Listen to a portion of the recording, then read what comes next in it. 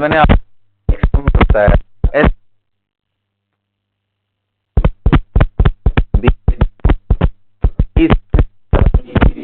Triple B bond, I mean Y stands for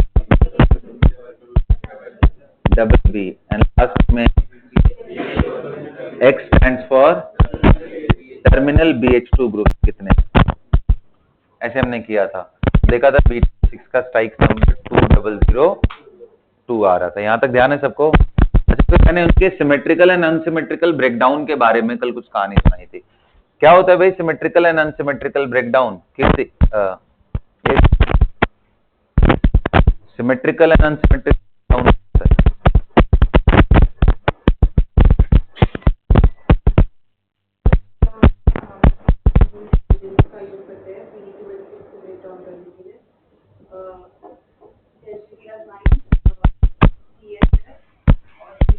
हाँ बिल्कुल बोला, THF तो सही है, लेकिन अमाइन तुम्हारा careless answer. 3 amine is okay, 3 degree बोला था, तो इस अंदर 3 डिग्री बोला है, ठीक है। फिर और बताओ इन दोनों के अलावा और कौन था?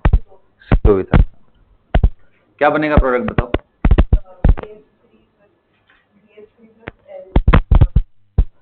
हाँ, यहाँ पे ये है कि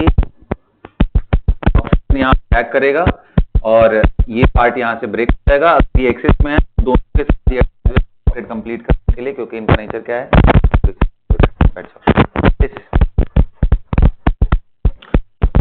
तो अगर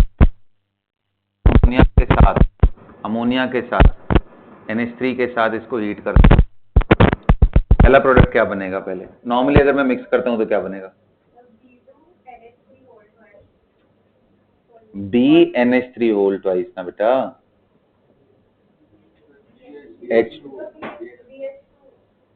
ठीक है, ये पॉजिटिव BH4 माइनस, ये अनसिमेट्रिकल ब्रेकडाउन। इसको हीट किया तो क्या बनेगा भाई?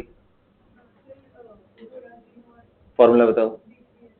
B3N3H6, बस और कुछ नहीं, हाइड्रोजन गैस विल इवॉल्व, क्योंकि हाइड्रोजन अमोनिया में NH पे पॉजिटिव में है और यहाँ नेगेटिव में है, तो हाइड्रोजन गैस आएगा। एक ही सैंपल में जहां H माइनस H प्लस दोनों प्रेजेंट हो, उनको अगर मिक्स करोगे, हीट करोगे, तो पक्का हाइड्रोजन निकलेगा। यहाँ तक क्लियर आपको? बोलो। और मैंने बोला था इसका नाम क्या है? बोराजीन या इनऑर्गेनिक बेंजीन। अब इसका स्ट्रक्चर बनाते हैं और समझते हैं कि क्यों बोलते हैं इसको इनऑर्गेनिक बेंजीन, राइट? फिर डिफरेंसेस भी देखेंगे कि भाई normal benzene and inorganic benzene में क्या डिफरेंस है। आप अटेम्प्ट लोगे अपने से? बनाओ एक बारी स्ट्रक्चर इसका। तो नाम वैसे काफी है इसके स्ट्रक्चर को समझाने के लिए, बट फिर भी एक बारी ट्राई करो आप।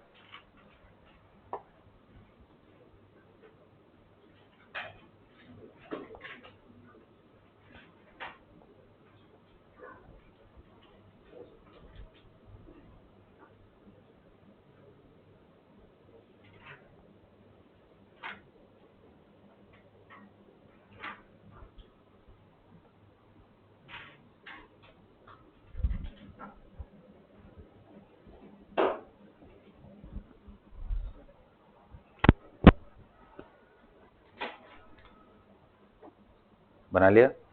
चलो, और देखो अभी उसमें कुछ कमी और भी है, देखो। तो बेटा देखो, बेंजीन का जो स्ट्रक्चर बनाते हैं उसमें हम कैसे बनाते हैं? पहले तो इसके कैनोनिकल फॉर्म्स देखते हैं।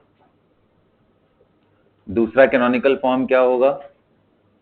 कैनोनिकल फॉर्म सबको मालूम है ना, रेजोनेटिंग स्ट्रक्चर्स को बोलते हैं। इनका हाइब्रिड स्ट्रक्चर कैसा होगा बेटा?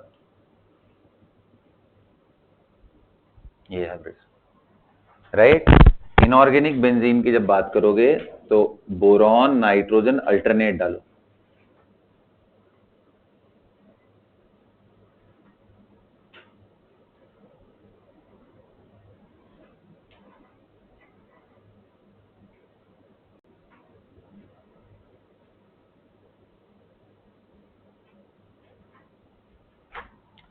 अभी ये देखो आप, यहां बोरॉन के पास 6 इलेक्ट्रॉन है, नाइट्रोजन के पास 8 इलेक्ट्रॉन है, तो नेचुरली हम क्या करेंगे?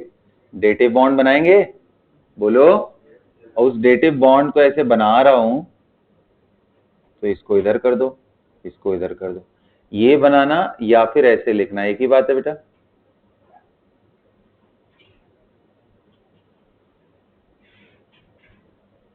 यहां नाइट्रोजन है, इधर नाइट्रोजन है, इस साइड नाइट्रोजन है। इसको जैसे मैंने अभी लिखा हुआ है, अच्छा अंडरस्टूड है। यहाँ पे भी क्या है बेटा, हाइड्रोजन। ये अंडरस्टूड है।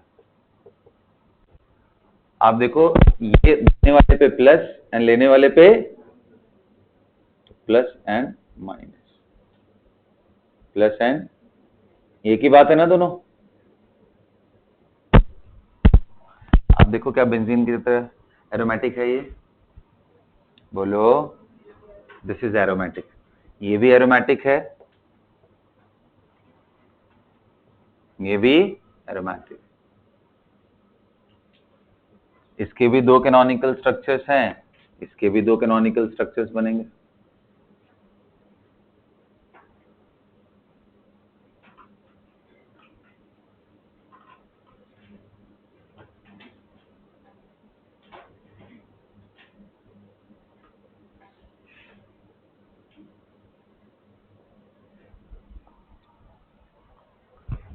तो एक बार जो आपने लोन पेयर ऊपर दिया था, उसके बजाय क्या कर दो, नीचे कर दो।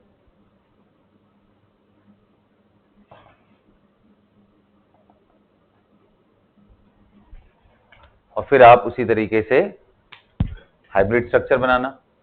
ये भी एरोमेटिक है, 6 पाई इलेक्ट्रॉन यहाँ पे भी है, 6 पाई इलेक्ट्रॉन यहाँ पे। लेकिन फर्क भी तो है। क्या फर्क है? इसके अंदर सारे बॉन्ड लेंथ आइडेंटिकल हैं, क्योंकि सारे कार्बन ही प्रेजेंट है। यहां nitrogen boron, boron nitrogen, nitrogen boron, क्या बताओ लेंथ आइडेंटिकल होंगे या नहीं होंगे? Yes it will be, why not. हाँ, क्यों नहीं होगा, बिल्कुल सही है। सब के सब सेम होंगे। डिफरेंस पता है कहां आएगा? NH bond and BH bond, isn't it? Boron का साइज नाइट्रोजन से काफी बड़ा होता है, तो BH बॉन्ड का लेंथ बड़ा होगा NH बॉन्ड का लेंथ, लेकिन इसमें सारे हाइड्रोजन का लेंथ सेम होगा। तो ये पहला डिफरेंस है, ठीक है। बाकी रिंग के अंदर जो बॉन्ड लेंथ है यहां पे भी आइडेंटिकल होने वाला। और क्या डिफरेंस है? ये सिमेट्रिकली डिस्ट्रीब्यूटेड है इलेक्ट्रॉन क्लाउड, कहीं पे कोई चार्ज नहीं है प्लस माइनस, लेकिन यहाँ पे चार्जेस हैं। आप हाइब्रिड स्ट्रक्चर भी बनाओगे तो नाइट्रोजन पे हमेशा प्लस चार्ज आपको देखने को मिलेगा ही। गेटिंग माय पॉइंट ना? एंड बोरॉन पे नेगेटिव चार्ज आपको देखने को मिलेगा ही मिलेगा। Got it?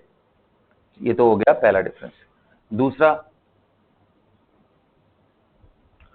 दूसरा बात करते हैं। देखो, क्योंकि यहाँ पे सारे कार्बन ही हैं, आइडेंटिकल हैं, तो इसलिए अगर आप इसका मोनो सब्स्टिट्यूशन कराते हो, यानी इलेक्ट्रोफाइल अगर आप लगाते हो यहाँ पे, तो सिर्फ एक ही मोनो सब्स्टिट्यूटेड प्रोडक्ट मिलेगा, ओनली वन प्रोडक्ट। क्योंकि ई यहां लगाओ या कहीं लगाओ, सब आइडेंटिकल। यहां मोनो सब्स्टिट्यूटेड प्रोडक्ट एक नहीं दो दो मिलेंगे, इजंट इट? एक होगा बोरॉन से अटैच्ड, ये सुनो, एक बोरॉन से अटैच्ड इलेक्ट्रोफाइल, यहां N है। और दूसरा कितने लोग कह रहे हैं?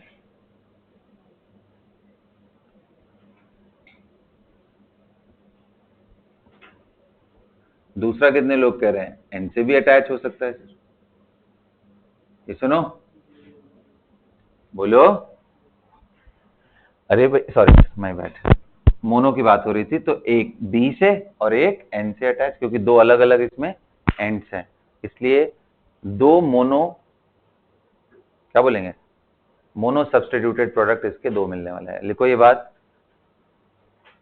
Benzene form only one mono substituted product, whereas inorganic benzene, borazine forms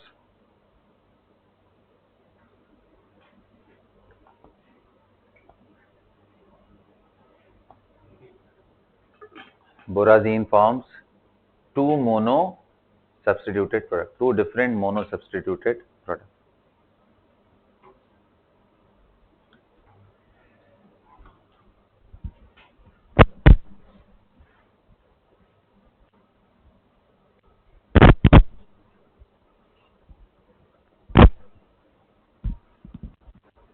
सुनो, कर लिया, बोलिए। अगला देखते हैं पॉइंट। अच्छा, डाई सब्स्टिट्यूटेड प्रोडक्ट कितने बनाएंगे बेंजीन? डाई सब्स्टिट्यूटेड का मतलब क्या हुआ बेटा? 2 equivalent electrophile.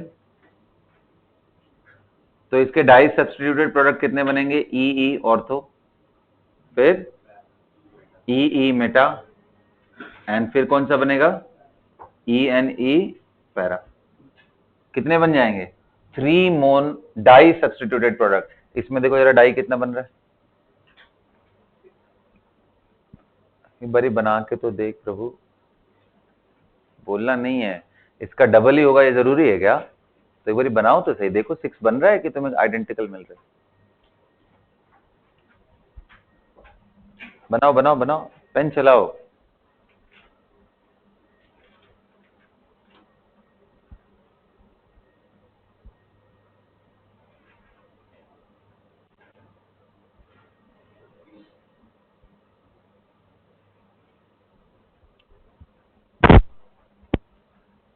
To equivalent E plus अगर मैं ले लूं तो कितने प्रोडक्ट आएंगे इसके? 1 या 2 या 3 या 4? कितने आएंगे? 3 आ रहे हैं। 3 तो इसने भी बनाया था, तो इसका भी सेम ही है। हाँ, 3 आ रहा है। हाँ, तो आप नहीं देख पा रहे हो शायद, देखिए एक बार ट्राई करें। आइए दिखाता हूं। पहली बात आपको समझना है, फंडामेंटली इसमें और इसमें ये डिफरेंस है कि इसके सारे कार्बन सारे एटम आइडेंटिकल ही हैं, कार्बन रिंग। तो ऑर्थो का उसमें एक ही प्रोडक्ट बनेगा, जबकि इसके अंदर ऑर्थो के 2 प्रोडक्ट बन सकते हैं कि नहीं? इसमें भी एक ही बन सकता है ऑर्थो का, मेटा का इसमें 2 बनेगा। तो ऑर्थो में तो कैसे भी लगाओगे तो भाई एक बी पे एक एन पे लगाना पड़ेगा, पूरा आप बना लेना, ठीक है, आप कंप्लीट कर लेना। दूसरा प्रोडक्ट कितने लोग कह रहे हैं कि सर ऑर्थो का आप इस साइड आओ या इस साइड आओ, हमेशा एक बी एक एन होगा, वो तो फिक्स्ड है। ऑर्थो का ओनली 1। मेटा का कितने लोग कह रहे हैं एक नहीं 2 प्रोडक्ट आ जाएगा? क्यों? क्योंकि देखो मेटा पे यहां एन है बेटा, तो अगर इसको कंसीडर किया तो इसका मेटा ये हो जाएगा, नाइट्रोजन को कंसीडर किया तो नाइट्रोजन का मेटा, तो यानी 2 प्रोडक्ट आएंगे बेटा।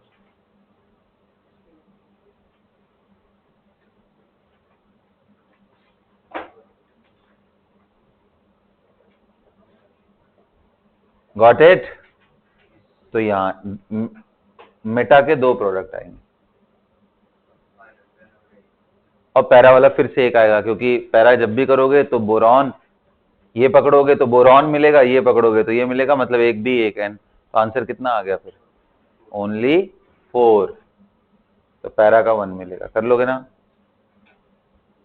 तो आंसर कितना हो जाएगा? It forms 4 di substituted product.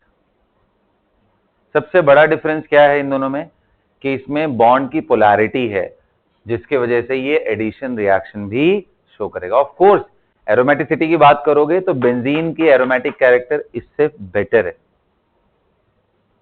क्योंकि वो साइक्लिक ऑर्डर में ही जा रहा है, ये इधर जा रहा है फिर पीछे आ रहा है, आगे जा रहा है पीछे आ रहा है, ऐसा राइट। तो आप ये बात लिख लेना, benzene is more aromatic than inorganic benzene.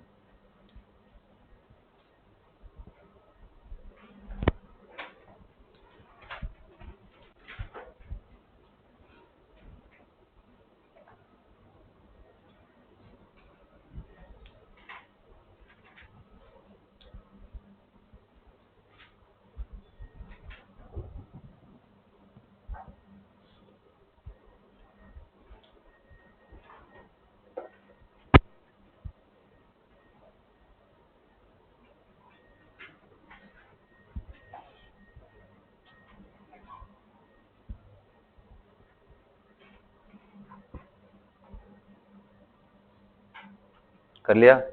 आप लिखो, benzene only shows electrophilic substitution reaction, whereas inorganic benzene only shows electrophilic substitution reaction.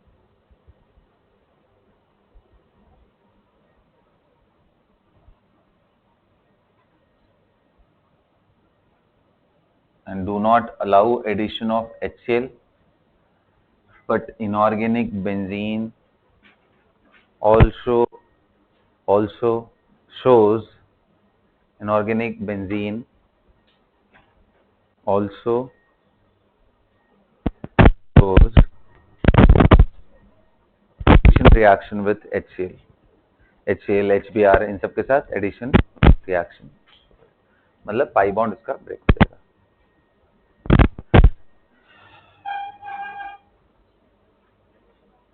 भाई यहां तक सबको क्लैरिटी हो गई?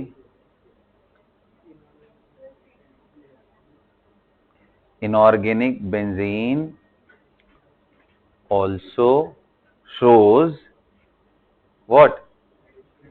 Addition reaction with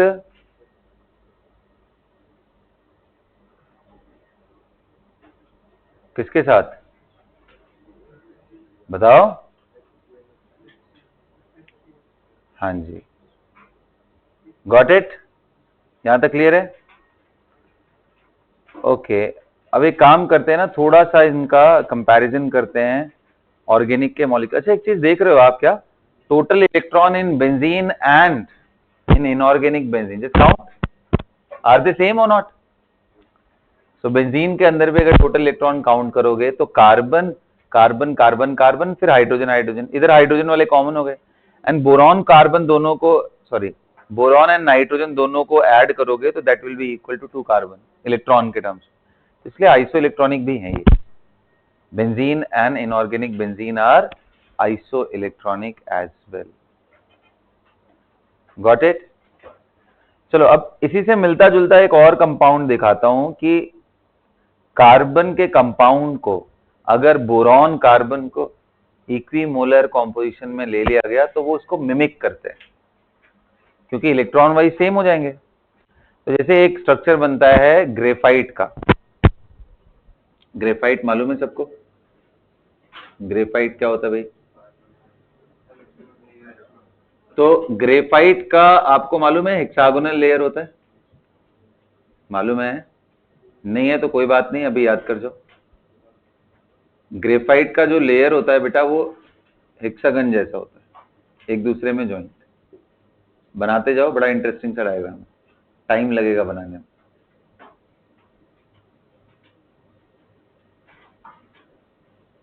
है ना? अब इनमें पैटर्न देखो कैसा होता है, इनके जो पाई बॉन्ड्स होते हैं ना वो ऐसे होते हैं।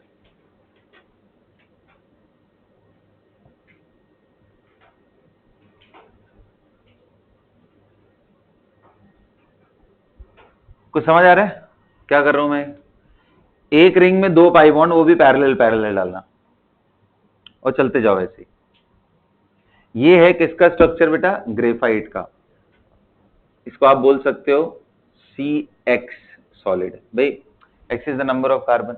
ऐसे ही हमारा एक इनऑर्गेनिक, ये ग्रेफाइट है, एक व्हाइट ग्रेफाइट होता है जो BNX स्ट्रक्चर होता है, बोरॉन नाइट्रोजन। अब बस क्या है, आप समझ गए होगे आप लोग, एक जगह boron nitrogen boron nitrogen boron nitrogen, ऐसे पूरा करते जाओ, फिर एक जगह पाई बॉन्ड, एक जगह पाई बॉन्ड, एक जगह पाई बॉन्ड, ऐसे। तो बिल्कुल सिमिलर स्ट्रक्चर आप लिख सकते हो, सिमिलर स्ट्रक्चर, व्हाइट ग्रेफाइट बोलते हैं इसको।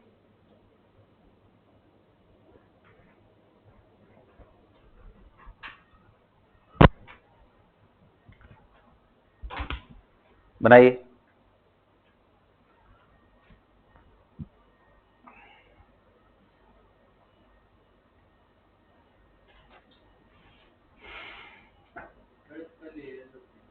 हाँ लेयर्स होते हैं, ये तो मैंने सिंगल लेयर का स्ट्रक्चर ड्रॉ किया है बस।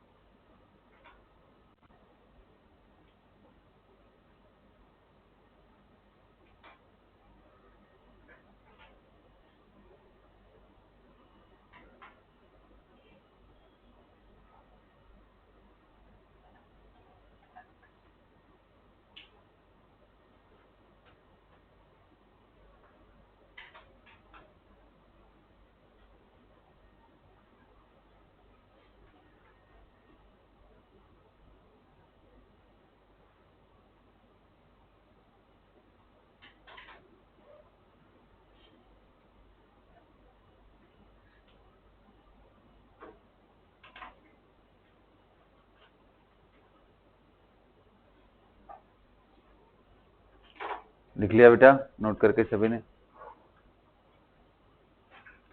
अब देखो जैसे इनके कंपाउंड्स में अगर बात किया जाए तो R C triple bond C and R C double bond C, ऐसे भी कंपाउंड्स आएंगे।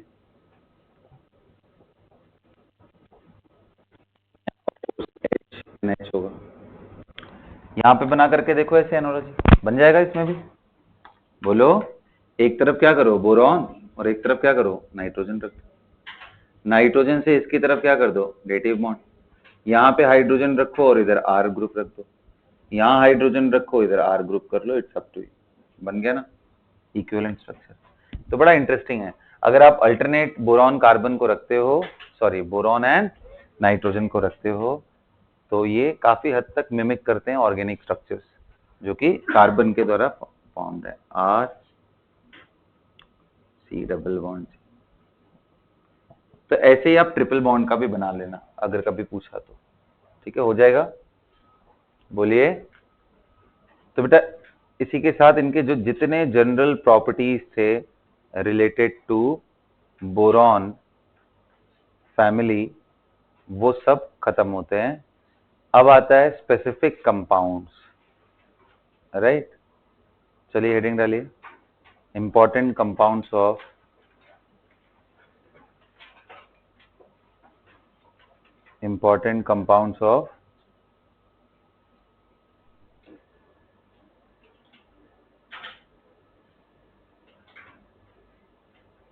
किसके कंपाउंड्स में बात करूं, boron and aluminium.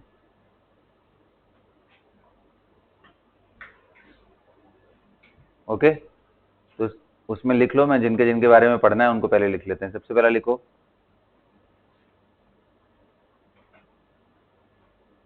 H3BO3 orthoboric acid, इसकी पूरी प्रॉपर्टी हमें पढ़नी है। दूसरा लिख लो बोरैक्स,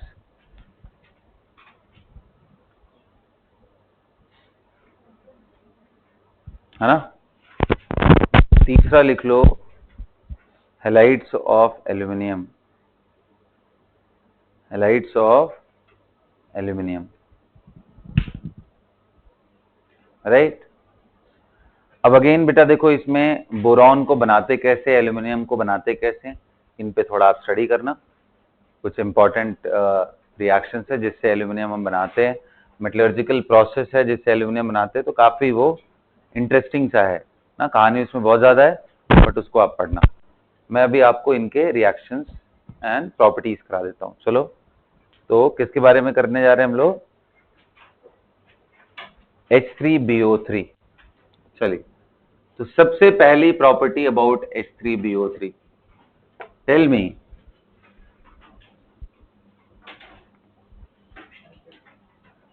ये मोनोप्रोटिक एसिड है या डाइप्रोटिक है या ट्राइप्रोटिक है? H3BO3, H3BO3 भैया आपको मालूम है ना हमने प्रोटिसिटी कैसे देखते हैं, P double bond O, OH OH OH, ये कैसा एसिड है बेटा, ट्राइप्रोटिक एसिड है। एक फॉस्फोरिक एसिड से 3H प्लस आयन निकलते, इट इज अ, हाँ नहीं मालूम है तो ये आप आराम से लिख लो,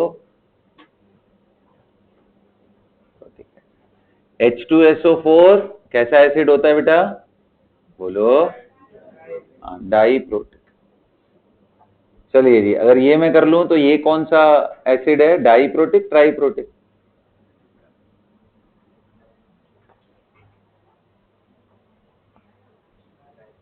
डाइप्रोटिक है, इसमें क्या प्रॉब्लम है भाई, यहां से H निकलेगा, यहां से डाइप्रोटिक। HCl,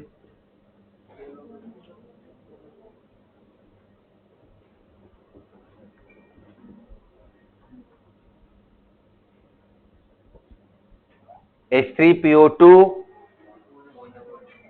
बोलो, पता है क्या इसका स्ट्रक्चर बनाएंगे, डबल बॉन्ड हो, 2 पीएच लिंकेज आएगा और सिर्फ एक ही OH है, तो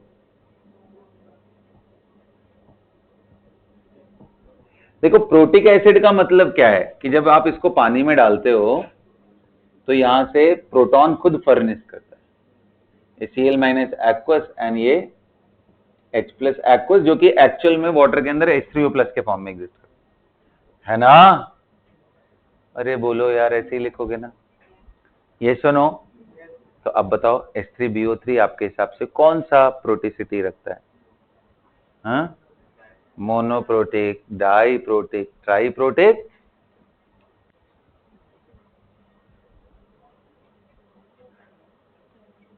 ट्राइप्रोटिक। ओके, क्या लगता है आंसर सबको? ट्राइप्रोटिक कितने लोग बोल रहे हो, हाथ उठाओ। ट्राइप्रोटिक कितने लोगों को लग रहा है? इमोशनली कितने लोगों को लग रहा है, हाथ उठाओ। अरे यार गजब हो। अच्छा ठीक है, तो चलो। मोनोप्रोटिक कितने लोगों को लग रहा है, वो हाथ उठाओ। मोनोप्रोटिक। डाइप्रोटिक कितने लोगों को लग रहा है?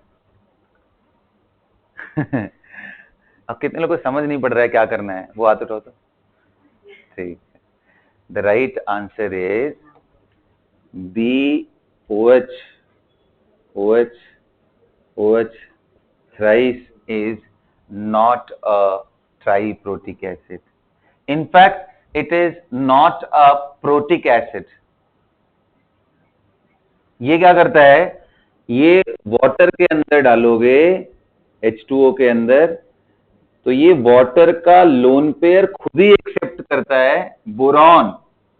प्रोटॉन पे वो जाएगा ही नहीं, बोरॉन के पास ही जाएगा ये लोन पेयर।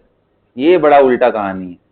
बाकियों के केस में क्या होता है कि भाई मान लो तुमने कार्बोनिक एसिड ही ले लिया, तो ये वाटर प्रोटॉन के पास जाता है, कार्बन के पास नहीं, यहां से निकल गया और ये बन जाता है H3O प्लस एंड ये बन गया O minus C double bond OR।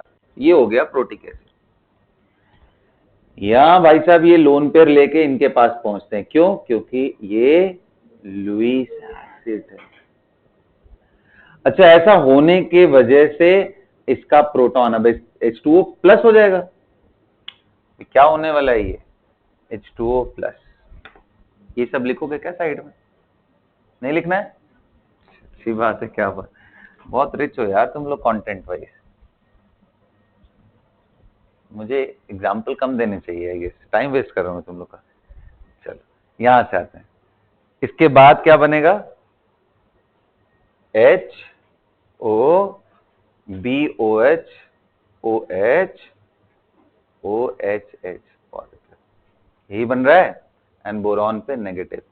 अब ये आयोनाइज होता है, बहुत कम, बहुत ही कम आयोनाइजेशन कांस्टेंट है इसका।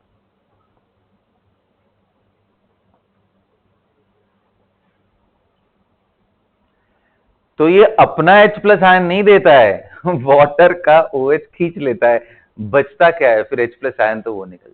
सो it is weak monobasic Lewis acid, यही लाइन चिपकाओ अच्छे से। It is weak monobasic Lewis acid, it is weak monobasic Lewis acid. अपने आप में बोरॉन फैमिली एक अलग अलग ही ब्लॉक है, जिसके अंदर बिल्कुल ही नायाब नायाब तरह की चीजें आपको देखने को मिलेंगी। ये भी उनमें से एक है कि H3BO3 लग रहा था हम लोग को इमोशनली कि ट्राइप्रोटिक होना चाहिए यार, 3 H प्लस आयन साफ दिख रहे हैं, बट ये उल्टा पड़ गया काम। ये वाटर का ही H2O लेकर के उसी का H प्लस आयन निकालता है, खुद OH माइनस उसका रख लेता है। क्यों? क्योंकि अभी इसको खुद ही इलेक्ट्रॉन चाहिए बोरॉन को, तो H के पास नहीं जाने देता है, खुद ही जगह, है ना। अब ये इतना इतना खराब एसिड है, इतना खराब एसिड है कि इसका पता नाम क्या है? Orthoboric acid. नाम क्या है इसका? देखो, ऑर्थोबोरिक का मतलब, ये ऑर्थो वर्ड जनरली यूज किया जाता है इनऑर्गेनिक के केस में, इस कॉन्टेक्स्ट में, कि बोरिक एसिड के सारे फॉर्म्स में से कौन सा ऐसा बोरिक एसिड है जिसमें हाईएस्ट वाटर कंटेंट, तो जो हाईएस्ट हो उसको बोलते हैं ऑर्थो। पाइरो में क्या है? हाईएस्ट फॉर्म में से हीट करो, H2O निकाल दो तो पाइरो बनता है। और उसको फर्दर हीट कर दो तो मेटा बनता है, और एकदम ही हीट कर दो तो एनहाइड्राइड बन जाएगा। मतलब BOH थ्राइस का भी हीटिंग पैटर्न भी देखेंगे क्या होता है, ठीक है। तो प्यारे बच्चों ये ऑर्थोबोरिक एसिड है। So it is that weak कि इनको टाइट्रेशन के थ्रू इनका इक्विवेलेंस पॉइंट किसी सूटेबल इंडिकेटर से फिगर आउट करना ही बहुत डिफिकल्ट होता है। फिर से सुना रहा हूं मैं, क्या बोल गया इतना जल्दी जल्दी, ठीक है। देखो अगर मान लो मेरे पास कुछ 1 मोलर सॉल्यूशन है, अब मैं टाइट्रेशन कराना चाह रहा हूं, फिगर आउट करना चाह रहा हूं कि भाई NaOH का कुछ मोलैरिटी, मतलब कुछ वॉल्यूम लेकर के मैं NaOH की मोलैरिटी निकालना चाह रहा हूं, और वाइस वर्सा। NaOH का मोलैरिटी मालूम है, मैं इसका मोलैरिटी निकालना चाहता हूं, तो हम क्या कराएंगे, एसिड बेस टाइट्रेशन। बेस इसके अंदर डालूंगा एंड चेक करूंगा with the help of indicator जब वो कलर चेंज करे। बट इसका एसिड डिसोसिएशन कांस्टेंट इतना खराब है, या यूं बोल लो इसकी जो इक्विलिब्रियम कांस्टेंट की वैल्यू इतनी खराब है कि सब्सटेंशियल अमाउंट ऑफ H+ मिलता ही नहीं है, जिसके वजह से हमें पहले इसको थोड़ा एक बेटर एसिड बनाना पड़ेगा। एंड वो करने के लिए इसको ट्रीट किया जाता है with compounds having multiple OH group which can form ester with them. Acid plus alcohol will form ester. हमेशा याद रखना, एसिड का मतलब सिर्फ कार्बोक्सिलिक एसिड ही नहीं, कोई भी एसिड अगर आप किस ग्रुप से, अल्कोहलिक ग्रुप के साथ रिएक्ट कराते हो तो एस्टर का फॉर्मेशन करता है।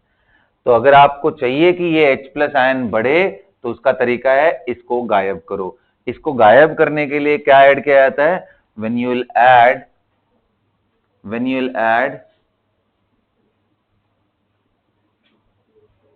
compound, organic compound having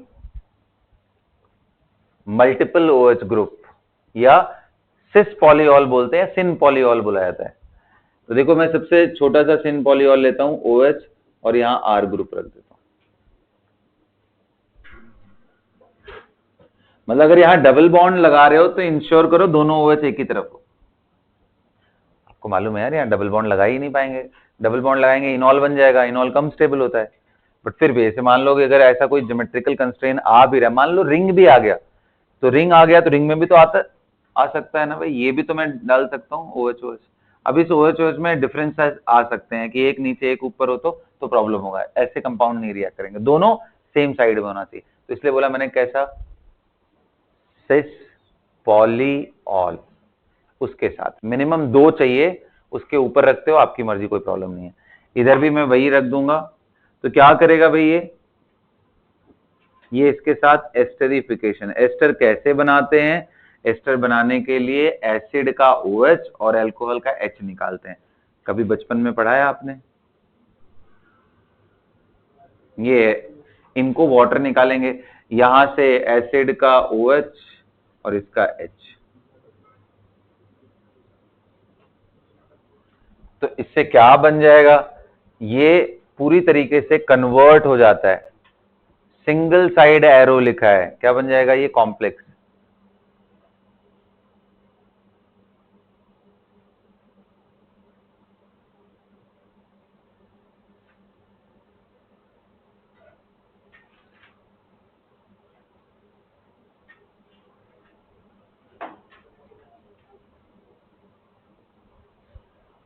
ये कॉम्प्लेक्स बन जाएगा +2H2O। अब देखो अगर आप ये इधर की तरफ कन्वर्ट कर रहे हो, ये कम हो रहा है, तो ये लेफ्ट से राइट की तरफ जाएगा, H+ आयन और फर्निश करेगा, एसिडिटी इनफ हो जाएगी कि अब हम इसका टाइट्रेशन करा सकते हैं यूजिंग फेनोल्फ्थालीन इंडिकेटर, मिथाइल ऑरेंज, जो हमारे पास जो भी चीजें। समझ में आया ये बात, नोट करके लिखो।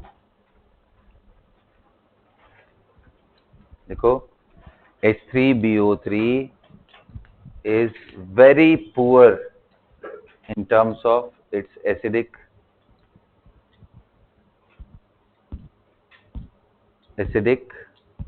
behavior या acidic nature।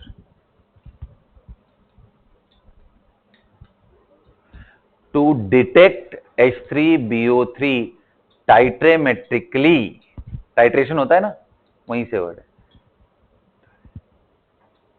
टाइट्रेमेट्रिकली, टाइट्रेशन के थ्रू मेजरमेंट को क्या बोलते हैं, to detect it titrimetrically, metrically, okay, makes it very difficult to detect it titrametrically. Got it?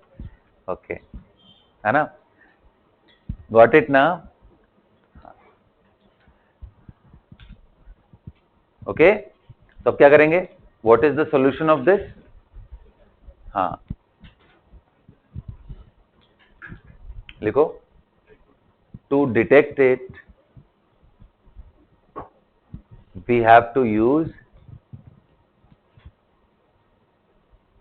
cis polyol, cis polyol, we have to use cis polyol, okay, ऐसे compound use करने पड़ेंगे जिसमें OH present हो, same side में हो, सिस side में हो, है ना।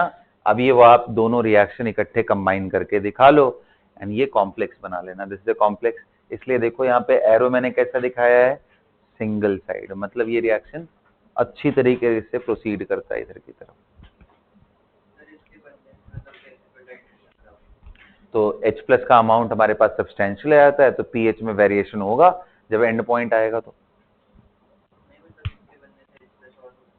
और बनेगा ना, इसके बनने से H प्लस और कैसे बनेगा ये बताना है। हाँ तो ये है ना, देख ये एक इक्विलिब्रियम है बेटा, और इस इक्विलिब्रियम में अगर तुम प्रोडक्ट हटाते हो तो इक्विलिब्रियम फॉरवर्ड जाएगा, बोलो ना यार, रेट ऑफ फॉरवर्ड ज्यादा होगा, बैकवर्ड कम होता जाएगा, तो और एक्यूमुलेशन होता जाएगा, इनफ एसिडिटी, बहुत ही खराब होता है यार, अब वो वैल्यू चेक करना पड़ेगा। हाँ हाँ, तो पानी से बेटर होने का मतलब थोड़ी ना है कि आप हमेशा उसको डिटेक्ट कर पाओगे, पानी से बेटर मतलब -14 है, -12 हो गया, तो उसी के आसपास से कुछ रेंज होता है इसका। भाई हमारे पास जितने इंडिकेटर्स हैं, हम कोशिश करेंगे कि उसके रेंज में कुछ चीजें आए ना।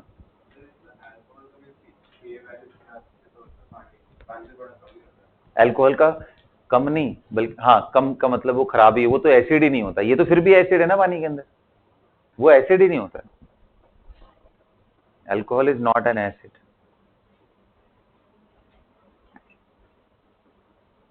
ठीक है बेटा, यहां तक याद हो गया, क्लियर हो गया सबको यहां तक, आगे बढ़े।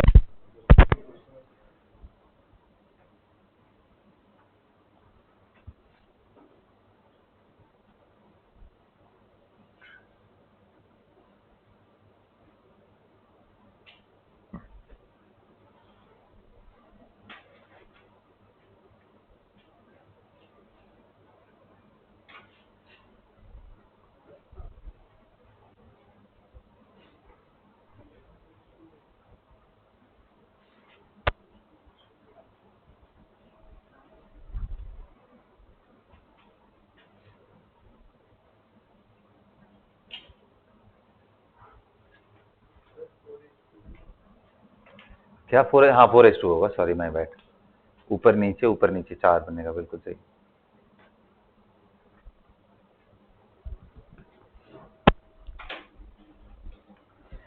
ये इतना इंपॉर्टेंट है कि IIT जेई में इसके बारे में क्वेश्चंस कई बार आए, 2007 के पेपर में भी आया हुआ, राइट, है ना, 2000 सॉरी 7 नहीं बल्कि 6 में आया हुआ, माय बैड, 2006 के अंदर ये पूछा हुआ था कि कौन सा अल्कोहल इसमें यूज कर सकते हैं अगर मुझे ये टाइट्रेशन फिजिबल कराना है। तो आप देखो ये सब लिख लो, तो the alcohol that you can use,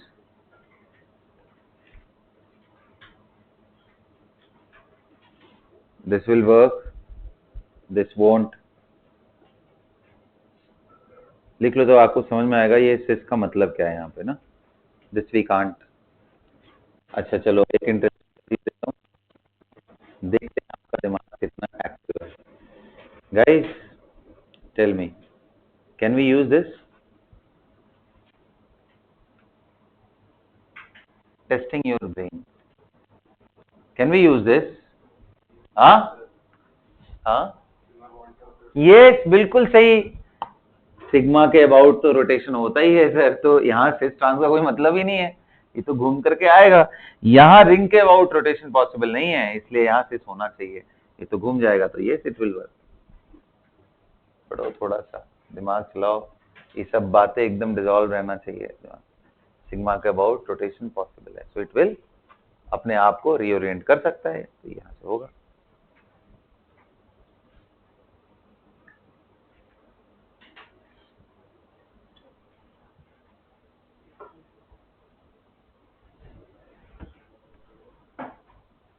चले बेटा आगे करें।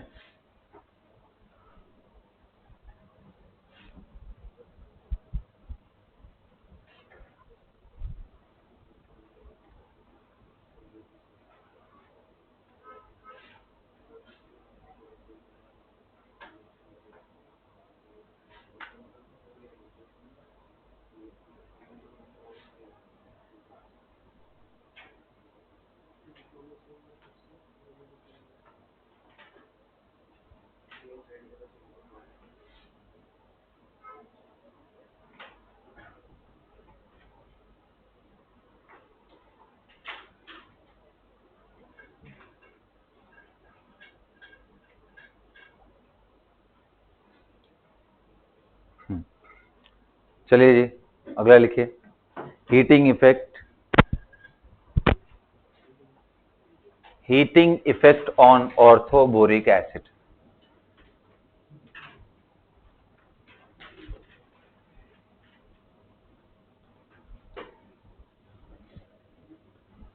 हाँ जी, हीटिंग इफेक्ट ऑन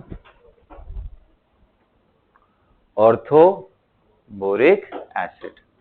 देखो थोड़ा ध्यान से समझो, H3BO3 को अगर मैं हीट करता हूं, किताबों में देखोगे तो 370 से 373 केल्विन, रफली 100 डिग्री सेल्सियस, जितने पे पानी बॉयल होता है उतने डिग्री पे अगर आप इसको हीट करते हो तो ये बन जाता है सीधा, पायरो में कन्वर्ट नहीं होता है, सीधा meta boric acid, ortho boric acid will convert into metaboric acid. लिख लिया? सभी ने लिख लिया इस बात को? बोलो। अब अगर हम मेटाबोरिक एसिड को हीट करते हैं तो ये टेट्राबोरिक एसिड में कन्वर्ट हो जाता है, H2B4O7। नोट करके लिखो ये बात, H2B4O7। मैं टेम्परेचर आपको कंफर्म कर देता हूं, रफली around 160 degree Celsius. If HBO2 is heated further,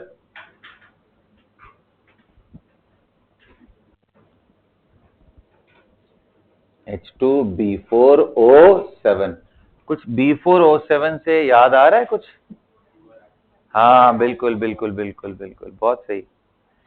और अगर आप इससे भी ऊपर इसकी हीटिंग करते हो, रेड हॉट,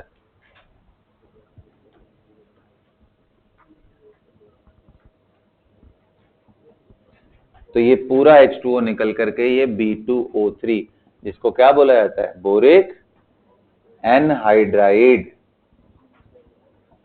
मतलब बोरिक एसिड से सारे पानी को निकाल लिया गया, एनहाइड्राइड, बोरिक एनहाइड्राइड, या simply oxide of boron, B2O3। Got it? तो ये टेम्परेचर रफली 160 डिग्री सेल्सियस के आसपास है, ऐसा बनता है। अब मजे की बात बताता हूँ, H3BO3 का स्ट्रक्चर आपने बना लिया है, सबको पता चल गया, बड़ा सिंपल सा है, कोई कॉम्प्लिकेशन नहीं। आप एक बार ये अटेम्प्ट लो HBO2 का स्ट्रक्चर बनाने, attempt low. HBO2 does not exist in monomeric form. लिखो ये बात, क्योंकि अभी आप अटेम्प्ट ही वही खराब लेने वाले थे, मैं बता रहा हूं, पहले लिखो, तो पहले तो क्लियर यही कर ले, HBO2 sorry Meta boric acid do not exist in कौन से फॉर्म में? बोलो बच्चा पार्टी। हाँ,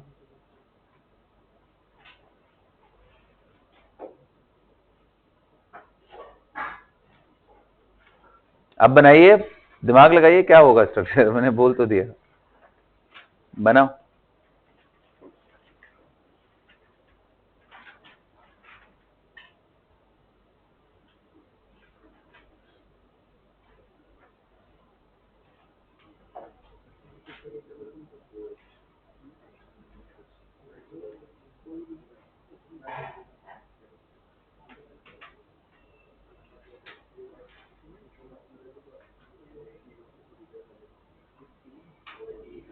अच्छा, गेस करो, what will be the physical state of this H3BO3 at room temperature? What will be the physical state of this H3BO3 at room temperature? Guess करो, देखो कितना गेस करते तुम लोग। हाँ, 100 डिग्री पे तो ब्रेकडाउन हो जा रहा है। फिजिकल स्टेट बताओ बोरिक एसिड का room temperature. It exist in solid. Carrom powder use करते हो कभी? उसके बारे में कॉम्पोजिशन पढ़ना, वो क्या होता है? बोरिक एसिड, है ना? तो it is solid at room temperature.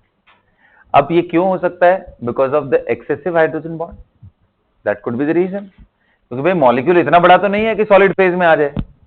Covalent molecule, alkyne में सॉलिड आने के लिए कितने कार्बन लाने पड़ते हैं? अरे तुम लोग को याद नहीं है जी, फर्स्ट 4 मेंबर्स मैंने बताए थे गैस होते हैं नॉर्मल अल्केन में। फिर 5 से लेकर के पक्का 17 ही था वो नंबर, कुछ इधर उधर तो नहीं कर रहे? अगले 13 लिक्विड होता है, ठीक है। तो मतलब आप सोचो इतने सारे कार्बन लाने पड़ते हैं, या एक बोरॉन और 3 OH आते ही वो क्या बन जा रहा है? चलो ठीक है, हाइड्रोजन बॉन्डिंग का इंपैक्ट पड़ता है, अदरवाइज H2O लिक्विड थोड़ी ना होता। और यहाँ पे BOH OH OH 3 OH है ना? 3 OH है। एनसीईआरटी एक बार ओपन करो, मैं तुम्हें स्ट्रक्चर दिखाना चाहता हूँ। ओपन करो सब, एनसीईआरटी लेके आना है। इनऑर्गेनिक केमिस्ट्री चल रहा होता है, एनसीईआरटी कहाँ है? लेके आओ, नहीं लेके आओ। H3BO3 का स्ट्रक्चर देखो, देखो इसमें कैसा दिख रहा है।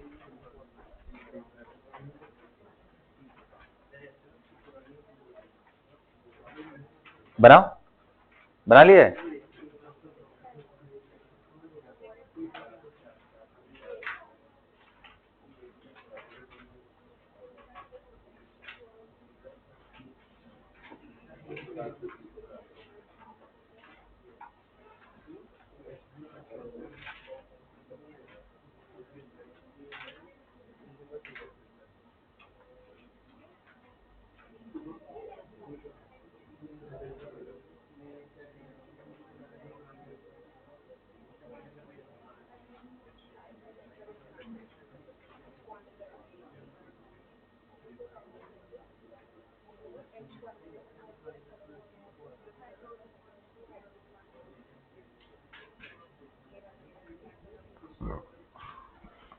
बताइए क्या बनाया आप लोगों ने?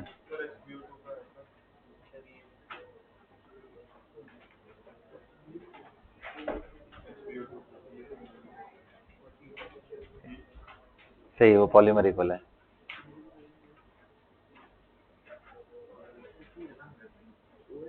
पहले H3BO3 का स्ट्रक्चर बनाया या नहीं बनाया? बनाओ, बनाओ और उसके सॉलिड होने के रीजंस फिगर आउट करो।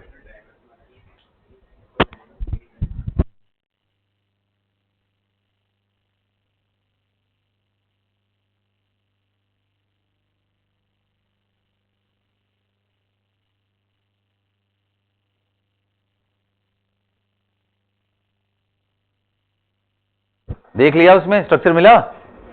नहीं मिला? देखो यार, ये डिलीट कर दिया क्या नए वाले एनसीईआरटी से? ये है तो यहाँ पे देखो, पेज नंबर, अब यार सबका अलग अलग होगा। ये देखो, ये स्ट्रक्चर है, सेम होगा तो बेटा ये 321 पे है। सबको मिल गया? Page number 321। मैं आपको स्ट्रक्चर यहाँ बना के दिखा देता हूँ, ये इसलिए दे दिया कि ताकि आप खुद से ड्रॉ कर लेना, ठीक है। वैसे थोड़ा सा यहाँ पे बना के दिखा देता हूँ। ये कैसा है देखो, आप BOH OHNOH ऐसे बनाओ, सीधा सीधा मत बनाना, बेंट बनाना पड़ेगा ना, लीनियर नहीं हो सकता ना BOH sp3 हाइब्रिडाइजेशन। तो O के बाद H को थोड़ा इधर की तरफ करेंगे, ठीक है। अब देखो यहाँ पे हाइड्रोजन से H से हाइड्रोजन बॉन्ड, हाँ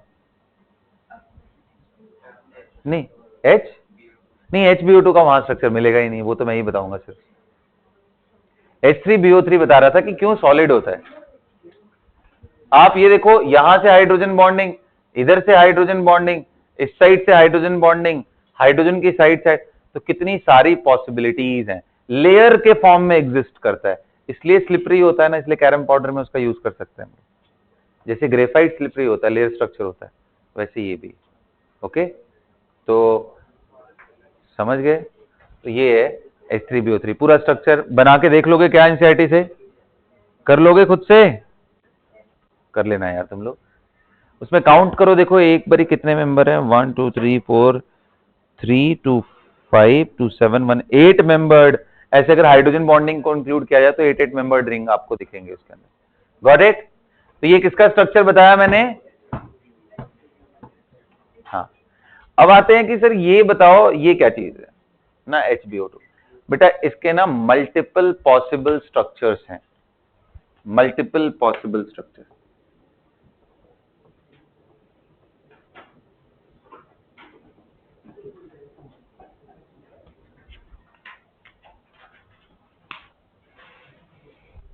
सिंगल स्ट्रक्चर नहीं है, बट मैं थोड़ा सा आपको बस गाइड कर देता हूं, एक ट्राइमर लेकर के। जैसे एक कंपाउंड होता है HbO2 thrice, tri metaboric acid, cyclo tri metaboric acid, इसका स्ट्रक्चर बनाओ।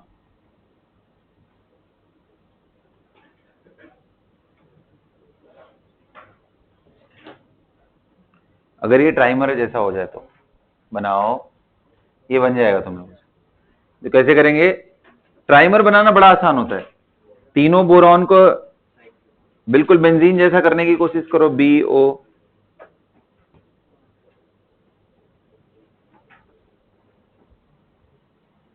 अब देखो हमें यूनिट कैसा लेना है, H एक B आना चाहिए, और तो जी ऐसा है जी। हाँ जी, सुन रहे हो क्या सब लोग? कैन यू से दिस?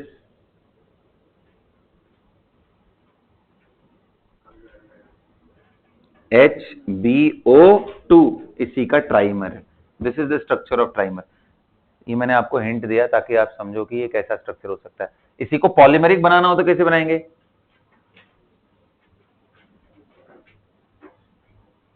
चलता जाएगा।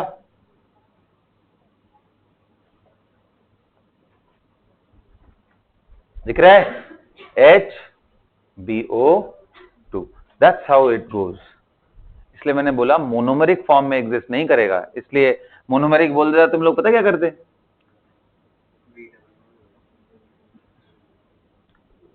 यही करते, मुझे पक्का पता था यही करते, और क्या करते तुम? स्टेबल ही नहीं है ना इस फॉर्म में, इससे ज्यादा। तो पॉलीमेरिक हो गया, साइक्लिक स्ट्रक्चर हो गया। मैंने इसका सबसे छोटा वर्जन लिया, एक मॉलिक्यूल जो कि साइक्लो ट्राई मेटाफॉस्फोरिक एसिड है, सॉरी फॉस्फोरिक नहीं, बोरिक एसिड है, बस वो एक मॉलिक्यूल, यानी ये पॉलीमेरिक फॉर्म।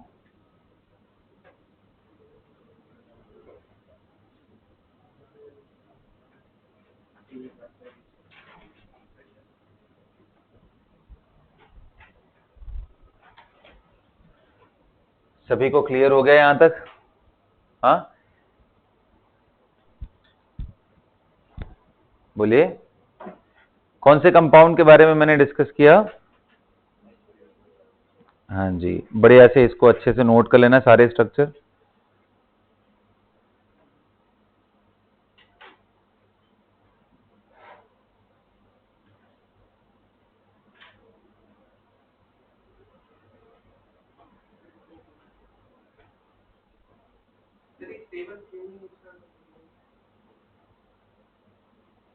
क्या बोल रहे बेटा?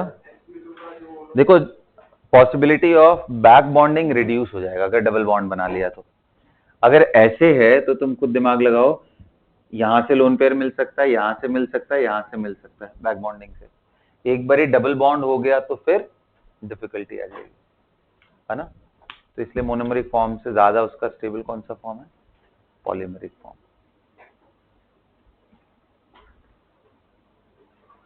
कर लिया बेटा सब लोगों ने?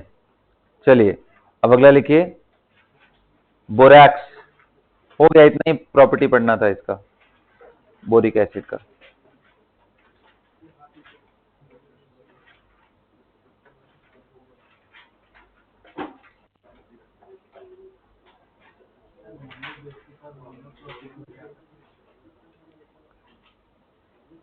मतलब मोनोबेसिक का मतलब एक सिंगल हाइड्रोक्सी ग्रुप को कोई एक्सेप्ट करे,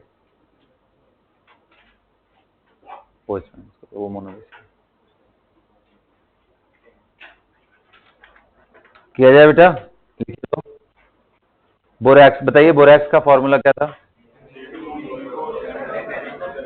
Na2B4O7.10H2O। सभी को मालूम है? तो कभी भी आप हीट करते हो ना, तो हाइड्रोक्साइड जो भी फॉर्म होते हैं वो डिकम्पोज कर जाते हैं, H2O निकल जाता है। मैंने बताया था, अगर मान लो एल्यूमिनियम का भी हाइड्रोक्साइड है,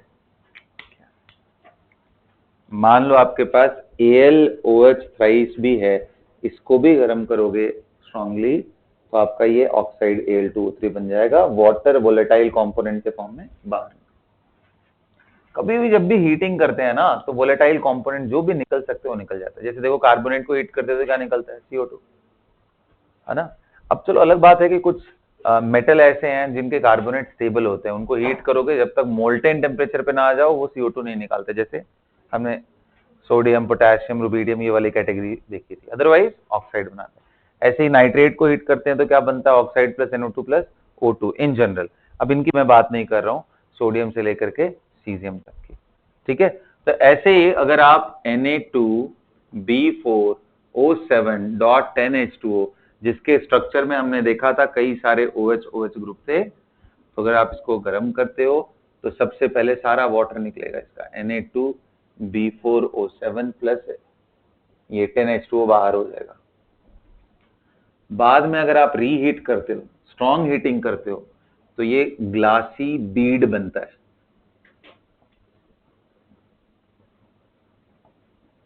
glassy bead, transparent glassy Beed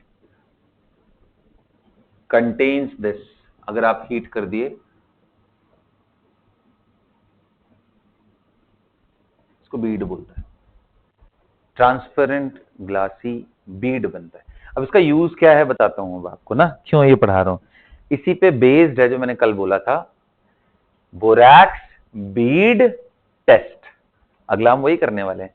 लिखिए, पहले इसकी हीटिंग लिख लीजिए, फिर हम लोग आएंगे बोरैक्स बीड टेस्ट के बारे में। तो हीटिंग इफेक्ट ऑन बोरैक्स, ये मैंने आपको बताया। इस कंपाउंड का नाम क्या है? सोडियम, हाँ जी, sodium metaborate.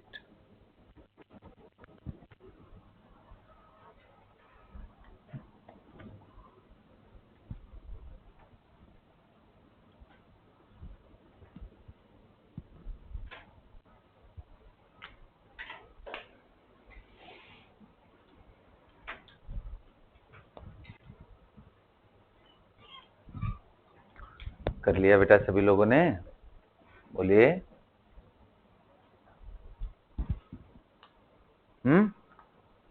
Okay, sodium metaborate and ये बोरिक एनाहाइड्रेट।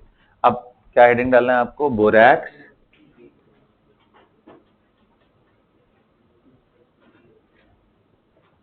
थोड़ा सा एक नया चीज इसमें बताऊंगा तो ध्यान से सुनना ना, बोरैक्स बीट टेस्ट के बारे में। तो देखो ये टेस्टिंग करते कैसे हैं, पहले तो ये समझ लेते हैं।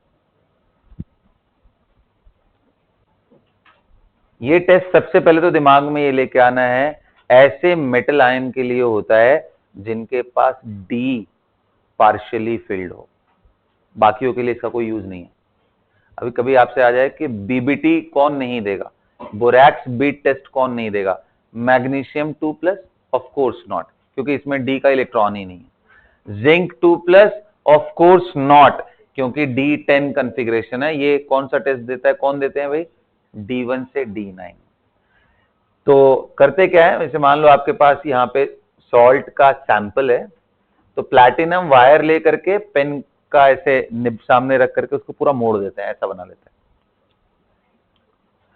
और होल्डर के साथ उसको पकड़ते हैं, एंड सबसे पहले बोरैक्स के अंदर डिप करते हैं, एंड बोरैक्स को उठा करके फ्लेम पे ले जाके उसको गर्म करते हैं, बर्नर होता है उस पे ले जाके गर्म करते हैं। जब वो बिल्कुल मोल्टन स्टेट में आ जाए, बिल्कुल ग्लासी बीड जैसा बन जाए, जेल लाइक दिखने लग जाए वो, तो उसको ला करके तुरंत सॉल्ट सैंपल में डिप करते हैं। मान लो ये किसका सॉल्ट है, से फॉर एग्जांपल ये क्रोमियम का सॉल्ट है, क्रोमियम का, क्रोमियम सल्फेट है, क्लोराइड है, कुछ भी हो, तो उठा के लाके इसके अंदर डिप करेंगे तो ये चिपक जाएगा, क्योंकि ये मोल्टन था, सॉल्ट इस पे चिपक गया। इसको ले जाके दोबारा हीट करते वहीं बर्नर पे, अलग अलग फ्लेम में, oxidising, reducing, cold and hot, depending on temperature and oxidising reducing flame. इसके अलग अलग कलर्स आते हैं, इससे मेटल को पहचानते हैं। ये प्राइमरी टेस्टिंग होती है सॉल्ट के अंदर, कैटायन फिगर आउट करना, कौन सा कैटायन। तो समझ रहे हो ना मेरी बात, ठीक है। तो क्रोमियम का जो कलर आता है उसके सॉल्ट्स का, वो ग्रीन आता है, बोरैक्स बीट टेस्ट में वो ग्रीन कलर का दिखेगा। कॉपर का कलर ऑक्सीडाइजिंग में अलग, रिड्यूसिंग में अलग आएगा, समझ गए। ऐसे ही मैंगनीज का बताओ हाईएस्ट स्टेट क्या होता है, +7। +7 में कैसा होता है मैंगनीज, पर्पल, अरे याद है ना, बोलो। तो उनको उस फॉर्म में लेके जाओगे, मैं वजह से बता रहा हूं कि इस तरह से ट्रांजिशन करने से उनके कलर कैसे चेंज होते हैं। मैंगनीज का सॉल्ट +2 में होगा, मोस्टली चांसेस है MnSO4 या Mn का क्लोराइड, MnCl2, ऐसा कोई भी होगा, तो उसको यहाँ पे हिट रख करके फिर से हीटिंग करेंगे। तो कभी आपसे क्वेश्चन आ जाए बीबीटी कौन नहीं देगा, तो पहचान जाओगे ना, बड़ा सिंपल सा है कि भाई ऐसा कोई भी मेटल जिसमें डी पार्शियली फिल्ड ना हो, वो बोरैक्स बी टेस्ट नहीं देगा। क्या कॉपर देगा, बिल्कुल, क्योंकि D10 मत देखो उसका, कॉपर +2 स्टेट में कैसा होता है, D9 होता है। तो सॉल्ट के अंदर देखना है, समझ गए बात। ये लिखिए, इस बात को लिखिए,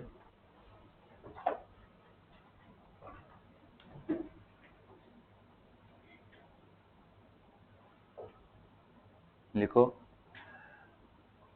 when salt having metal ion, when salt having metal ion have partially filled D subshell, have partially filled D subshell,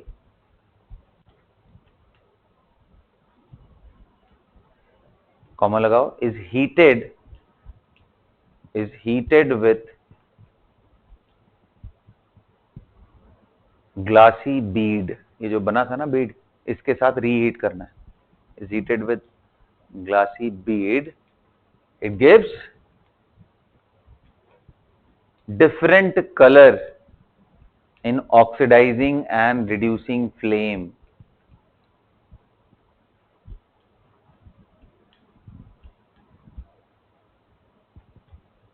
underline कर लिया ना वो डी के कॉन्फ़िगरेशन, D1 से कहां तक, D9 तक ना, D1 से लेके D9 तक ऐसे। तो अगर आपसे क्वेश्चन पूछ ले कि which of the following salt will not respond to BBT, लिखो, ये क्वेश्चन के फॉर्म में भी लिख लो।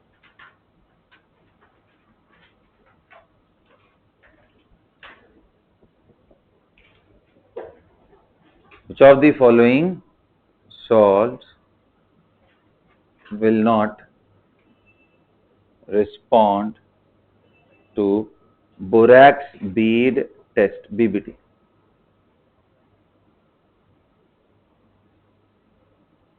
CuSO4, ZnSO4, MgSO4, MnSO4। क्या आंसर होगा इसका? Zinc and they won't respond, underline कर लेना। एंड क्यों, आप समझ रहे हो, इनका कॉन्फ़िगरेशन करोगे, ये आएगा 2p6 और ये कितना आएगा 3d10 आता है, तो इसलिए ये दोनों ही रिस्पॉन्ड नहीं करेंगे।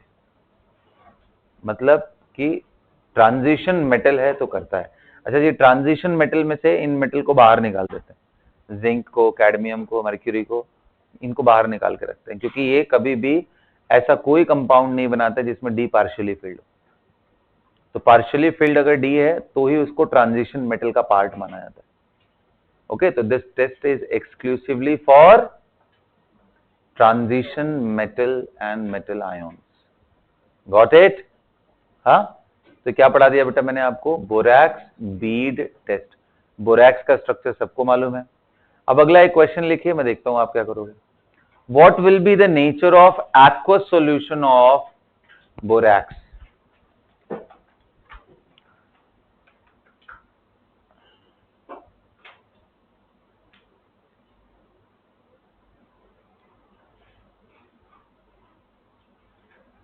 What will be the nature of aqueous solution of borax? बोलिए प्यारे बच्चों, what do you think?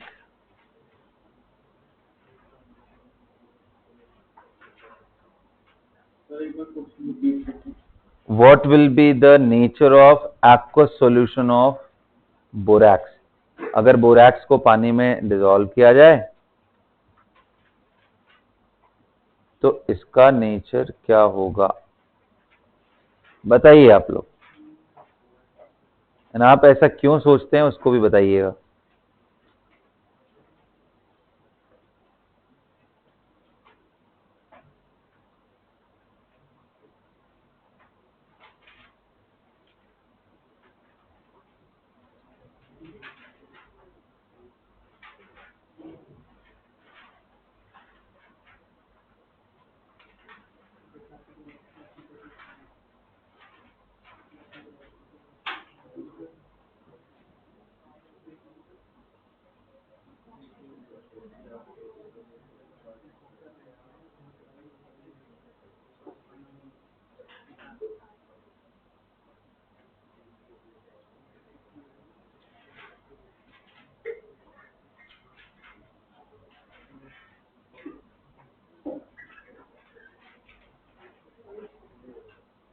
बताओ बेटा।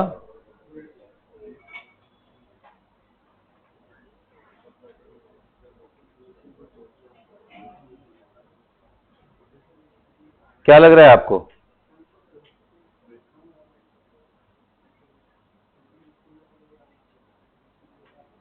एक्वस सॉल्यूशन का नेचर बताओ यार। बेसिक होगा, एसिडिक होगा? बोरैक्स का मैं पूछ रहा हूं। कैसे, समझाओ मुझे थोड़ा, कैसे बेसिक होगा? तो देखो Na2 देता हूं यार,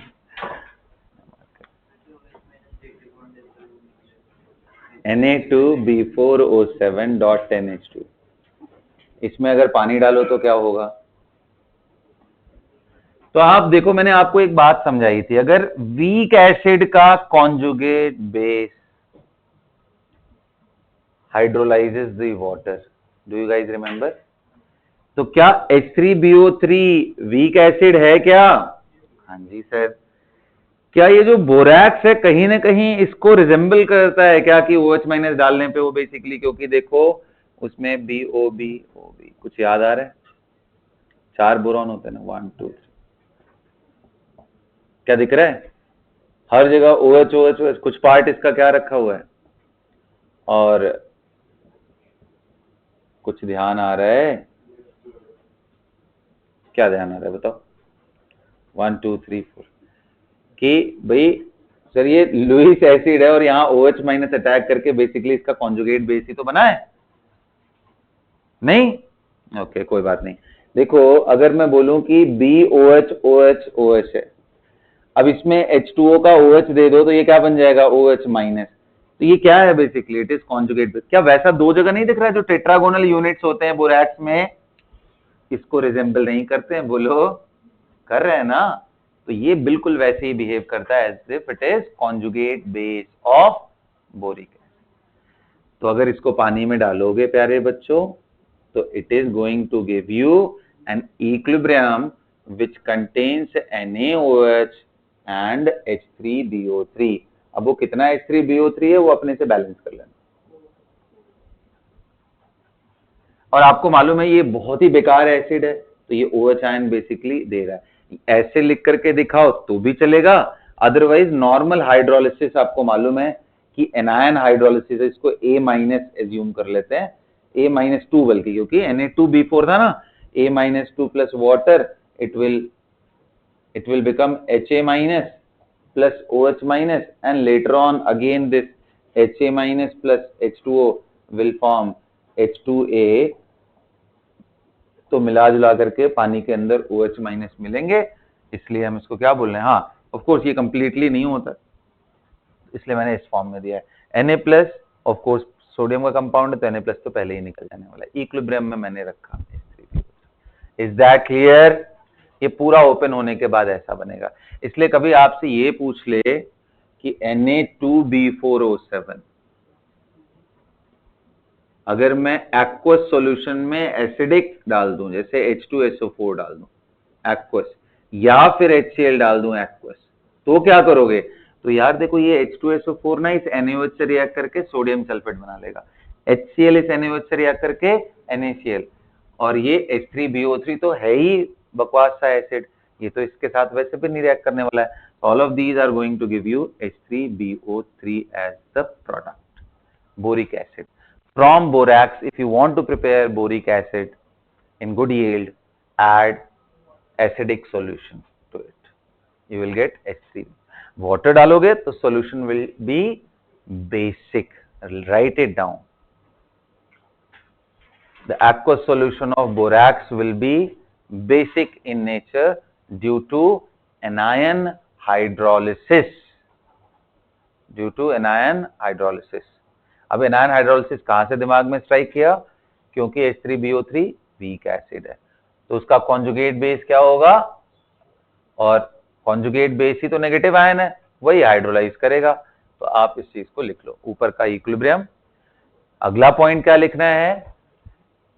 if borax is added in acidic solution it will furnish H3BO3 boric acid. क्या बनाएगा ये? Boric acid H3BO3।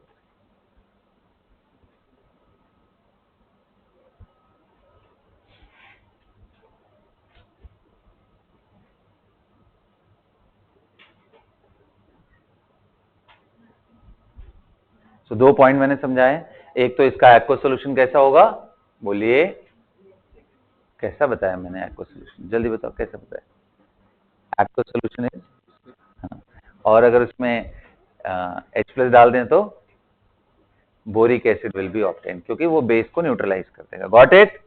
यहां तक क्लियर है?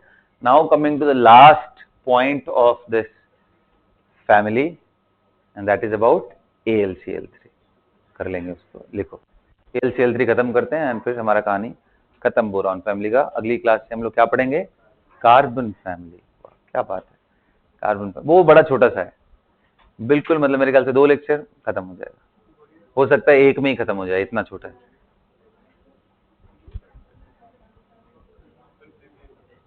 सब मिटा दूं? नहीं मिटाना, चलो जल्दी करो।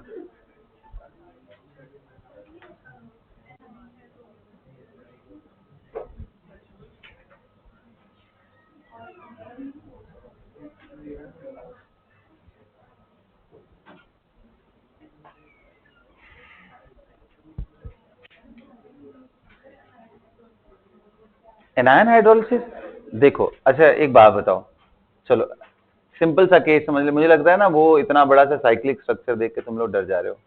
ये बताओ, ये कॉन्जुगेट बेस है ना, किसका कॉन्जुगेट बेस है ये किसका कॉन्जुगेट बेस है? H3BO3 का, बट थोड़ा अलग है। नॉर्मली क्या होता है, H+ निकालने के बाद बनता है, ये OH- एक्सेप्ट करने के बाद बना है। तो जब भी आप वाटर सप्लाई करोगे इसको, तो इसके OH थोड़े से निकलते हैं सॉल्यूशन में, ये बनता है H3BO3 प्लस OH आयन। ये इक्विलिब्रियम में मैंने दिखाने की कोशिश किया है।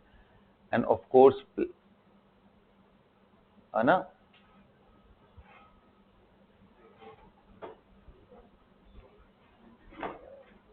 सो वाटर के अंदर ये जो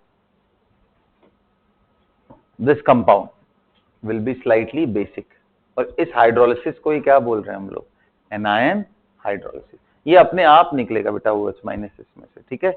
इसमें बस वाटर का role as a medium provide करना है, ताकि उस OH- को अच्छे से सॉल्वेट कर सके वाटर, और कोई खास रोल इसमें नहीं है। यहां तक क्लियर है? तो मैंने बोला आप अगर बोरैक्स के स्ट्रक्चर को देखो तो क्या आपको इस तरह का 2 यूनिट नहीं दिखता है, तो उसके वजह से हाइड्रोलिसिस होगा। हाइड्रोलिसिस अगर हो गया, अच्छा एक और चीज है, बोरॉन के पास तो भाई इस तरह के यूनिट्स भी पड़े हैं, तो वहां वाटर अटैक करके उसको ब्रेक डाउन भी करेगा, तो फाइनली H3BO3 बनता है उसमें, नॉट इन गुड यील्ड। अरे मैंने कब बोला एक्सेसिवली बेसिक है, स्लाइटली बेसिक है, OH- पार्शियल, इसी को मैंने बोला। और मैंने आपको रिलेट कराया कि नेगेटिव आयन जब वाटर को हाइड्रोलाइज करते हैं तो क्या मिलता है, OH-। ये हमने कहां पढ़ा था, आयोनिक इक्विलिब्रियम में, तो उससे रिलेट करके भी आप सोच सकते हो। थोड़ा सा ये नॉन क्लासिकल हाइड्रोलिसिस जैसा है। क्लासिकल हाइड्रोलिसिस क्या होता है, नेगेटिव आयन विच एक्सेप्ट्स प्रोटॉन, ये अपना OH- से निकाल रहा है, इसलिए थोड़ा सा अलग देखने में है, तो इसलिए बस आप इतना बना लो, इतना बहुत है। Got it? किस पे आ रहे हैं हम लोग, लास्ट पॉइंट क्या है हमारा, एल्यूमिनियम के halides. So aluminium fluoride is ionic in nature, whereas aluminum chloride, bromide and iodide, they are covalent. लिखो कहानी है, aluminum fluoride is ionic in nature, aluminum fluoride is ionic in nature, whereas chloride, bromide and बोलिए iodide is, हाँ, covalent. तो अब बताओ, boron ने तो स्पेशल तरीके से बॉन्ड बनाया था फ्लोरीन के साथ, क्योंकि ये तो कोवलेंट था। इवन क्लोरीन के साथ भी इसने थोड़ा बहुत तो ऐसे बॉन्ड बनाया था, बैक बॉन्डिंग करके। ये सुनो, एल्यूमिनियम एंड क्लोरीन के बीच में बैक बॉन्डिंग की पॉसिबिलिटी और खराब हो जाएगी। कैसे मालूम? हाँ जी, ये भी 3p, ये भी 3p, दूर दूर हो गए, 3p की बॉन्डिंग बहुत अच्छी नहीं होती है, तो एल्यूमिनियम दूसरा तरीका अख्तियार करेगा, किस चीज के लिए, अपनी डेफिशिएंसी को कम करने के लिए। है तो सब पैदाइशी गरीब ना, मतलब 6 इलेक्ट्रॉन ही है ना इनके पास। अरे यार, बोरॉन पर ऑफेंड तो नहीं हो रहा ना मेरे स्टेटमेंट से तुम लोग भाई, मतलब आई एम जस्ट, तुमको समझ आया यार, इसलिए मैं कई बार लैंग्वेजेस यूज करता हूँ। मुझे तुम लोग रेसिस्ट एंड सब ये सब तो नहीं समझते, ठीक है सर। ये क्लोरीन है और यहाँ क्लोरीन के पास लोन पेयर है, एंड वो समझ ना, डिस्क्रिमिनेट नहीं करता हूँ भाई मैं, ऐसा मत करो यार तुम लोग, ठीक। This pair of electron and this pair of electron is donated from here to here. अब ये देखो डाइमर बन गया, इतना खूबसूरत सा डाइमर है, देखो ये इधर दे रहा है, ये इस साइड दे रहा है, और इस तरह का हमने क्या पॉलीमेरिक स्ट्रक्चर नहीं पढ़ा है बेरिलियम क्लोराइड का, तो बिल्कुल वैसे। तो आप लिखो, aluminium chloride exist in dimeric form at room temperature, Al2Cl6। कौन सा फॉर्म है बेटा ये, Al2Cl6।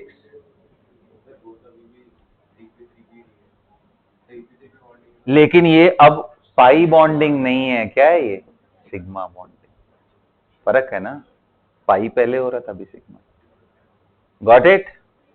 बोरॉन के डायमरिक स्ट्रक्चर्स आप नहीं देखोगे, एल्यूमिनियम बड़ा कॉमनली डायमरिक स्ट्रक्चर, ऐसे ही Al2Br6 भी बनता है।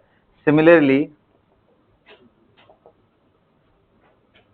Al2Br6 structure can be drawn, you can make it। ये सुनो, अच्छा मैं इसकी बड़ी इंटरेस्टिंग सी प्रॉपर्टी बताता हूं। अगर आप इसको सॉलिडिफाई करो पहली बात तो ये खुद सॉलिड फॉर्म में ही है, Al2Cl6 exist in solid form at room temperature ना।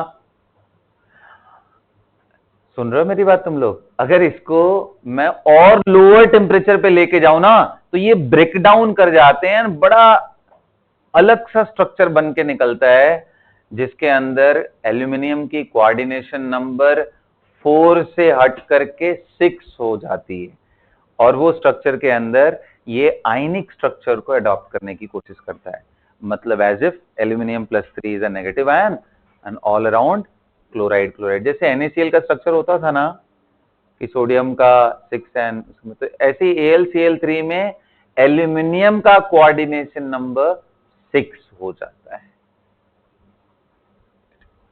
इन आयनिक फॉर्म, जब एक लेवल से नीचे हीट करते हो तो। Got it? एक लेवल से हीट करने की बात कर रहा हूं, एक लेवल से नीचे टेम्परेचर चले जाओगे तो। बट फिलहाल अभी इतना ही बहुत है मेरे ख्याल से। तो Al2Cl6 बन गया, बोलो। अब आते हैं, जैसे हमने देखा था कि बोरॉन के हैलाइड्स को अगर मैं पानी में ऐड करूं तो हाइड्रोलिसिस होता था, फ्लोराइड का कम होता था पार्शियल, बाकी सब रेडिली हाइड्रोलाइज होते हैं। एल्यूमिनियम क्लोराइड पानी में डालते ऐसे बिहेव करता है जैसे ये कभी कोवलेंट था ही नहीं। भी सोचो AlCl3 आयनिक हो तो क्या करेगा? It will give you Al+3 and 3 chloride ion completely. ये बिल्कुल वैसे ही बिहेव करता है जैसे ये कभी कोवलेंट था ही नहीं। पता है क्यों? क्योंकि वाटर H2O इसके साथ कोऑर्डिनेट करके हेक्सा एक्वा कॉम्प्लेक्स बनाता है, इसको बोलते हैं hexa aqua. H2O is aqua. Coordination number 6 आ गया है, मतलब खूब सारे H2O इसको डोनेट कर रहे हैं लोन पेयर। इसकी वजह से इसकी हाइड्रेशन एनर्जी इतनी ज्यादा हो जाती है कि ये हल्के फुल्के बॉन्ड को ऐसे ही तोड़ देता है क्लोरीन को। चलो निकलो यहां से, ठीक है। So aluminium have very high affinity for oxygen, so we have got this.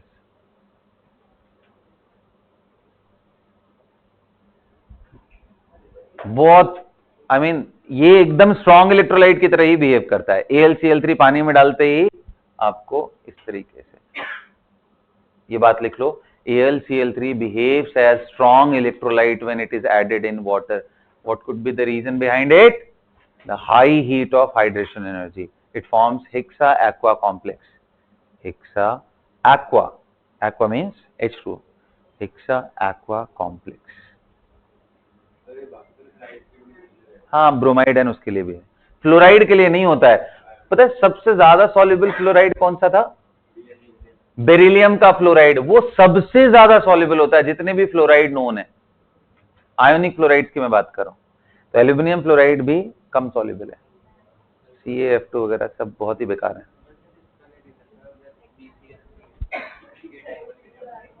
BCl3 इसमें यार खुद से ही उतना इलेक्ट्रॉन इसको मिल जा रहा है। डाइमर बनाना तो वैसे भी एंट्रोपी डिक्रीज करने वाला चीज है ना, तो जब तक कहीं से काम चल पा रहा है ले रहा है।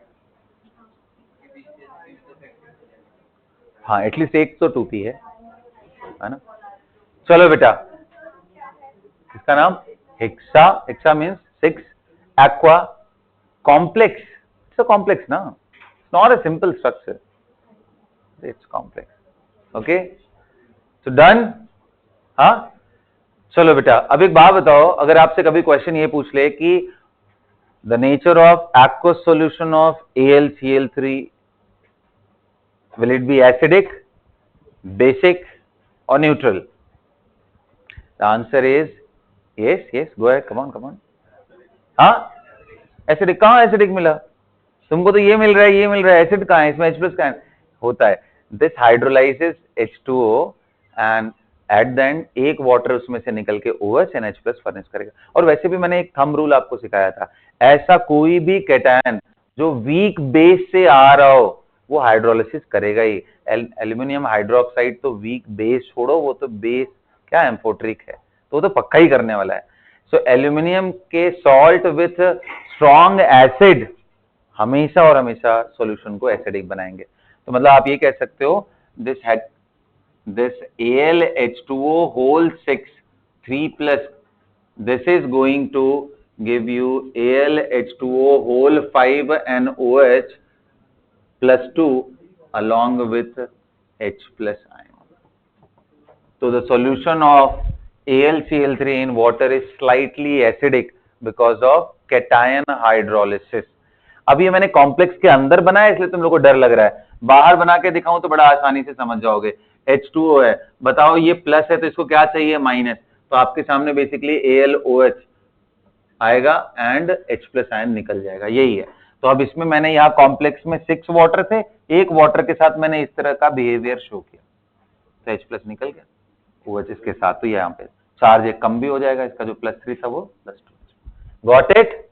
सो aqueous solution of aluminum chloride will be slightly acidic due to cation hydrolysis. So with this everyone, we are done with boron family. Signing off for today. See you guys.